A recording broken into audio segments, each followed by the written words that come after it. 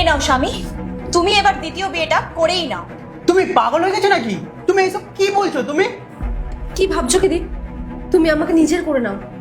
শ্বেতা, এর সাথে কি তুমিও পাগল হয়ে গেছো নাকি? এ হচ্ছে তোমার বন্ধু, আর এর সামনে এরকম কথা বলতে তোমার লজ্জা করছে না? কোথাও তোমরা দুজন আমার সাথে মজা করছো না তো? এখানে কেউ তোমার সাথে মজা করছে না দীপ। আর যদি বিশ্বাস না হয়,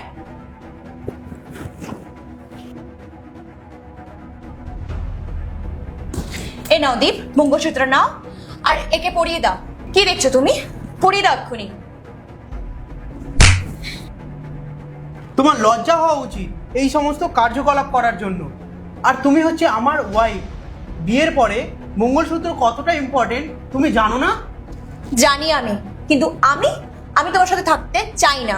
আমার বাইরে অ্যাফেয়ার চলছে, তাই আমি চাই না যে তুমি কান্নাকাটি করো। তাই আমি বলছি তুমি শ্বেতাকে বিয়ে করে নাও, বিয়ে করে ভালো থাকো। তুমি এটা কি বলছো? তোমার বাইরে অ্যাফেয়ার চলছে মানে? হ্যাঁ। কণিকা, তুই পাগল হয়ে গেছিস নাকি? তোর ক্যান্সারের মতন এত বড় একটা রোগ হয়েছে, তাও আবার 3rd স্টেজ। তুই দীপকে কেন এখনো বলিসনি? আমি চাই না ওকে বলতে, কারণ ও যদি এটা জানতে পারে তাহলে ও সমস্ত কিছু বিক্রি করে আমার চিকিৎসার জন্য পাগল হয়ে যাবে। তো সুতরাং আমি চাই না ওকে বলতে সত্যি কথাটা। আর আর সবকিছু হারিয়েও তো আমাকে পাবে না। আর আর আমার তো একটা ছোট বাচ্চাও আছে। আর যদি আমি চলে যাই তাহলে আমি জানি না ওর কি হবে। ব্যাস, এই সমস্ত কিছু ভেবে আমি তোর কাছে এসেছি। Shweta, Shweta, you are my childhood friend. Yes Shweta, তুই আমাকে আজকে একটা কথা দে। আমি যদি মরে যাই তাহলে তুই আমার দীপ আর আমার বাচ্চার খেয়াল রাখবি। কথা দে। কণিকা, কি বলছিস তুই এসব? শ্বেতা, তুই দীপকে বিয়ে করে নে। তুই পাগল হয়ে গেছিস নাকি? এটা কিভাবে হতে পারে? ও তো তোর স্বামী। আমি জানি যে তুই বিয়ের জন্য ছেলে দেখছিস, কিন্তু শ্বেতা শোন, তুই দীপের মতো ভালো ছেলে পাবি না। প্লিজ, আমি তোর পায়ে পায়ে পড়ছি, প্লিজ তুই রাজি হয়ে যা। আমার হাজবেন্ডের ওয়াইফ আর আমার বাচ্চার মা হয়ে যা, প্লিজ। কণিকা, আমি জানি না তুই চলে যাওয়ার পরে সবকিছু আমি ঠিকঠাক ভাবে খেয়াল রাখতে পারবো কিনা, কিন্তু বিশ্বাস কর, আমি তোকে কথা দিচ্ছি, দীপের আর তোর বাচ্চার খেয়াল আমি অবশ্যই রাখবো। আমি সর্বস্ব চেষ্টা করব।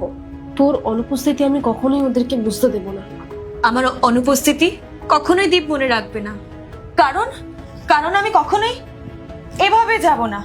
আমি ওকে মনে রাখতেই দেব না। আমাকে ও নিজে থেকেই চাইবে যে ও আমাকে আর না মনে করুক। তাহলে কিভাবে?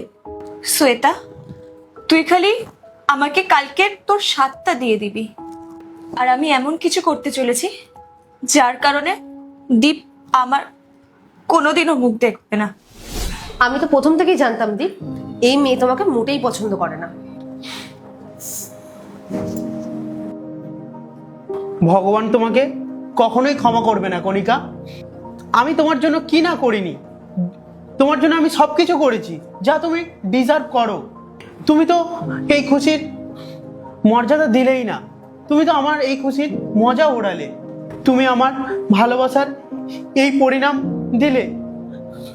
তোমার এই নীচ মানসিকতা আমি জীবনে কখনো কল্পনাও করতে পারিনি যে তুমি আমার সাথে এরকম করবে।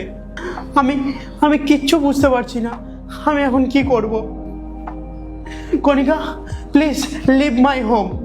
তার আগে আমি খারাপ কিছু না করে বসি, তার আগে তুমি বেরিয়ে যাও আমার বাড়ি থেকে, বেরিয়ে যাও আমার বাড়ি থেকে।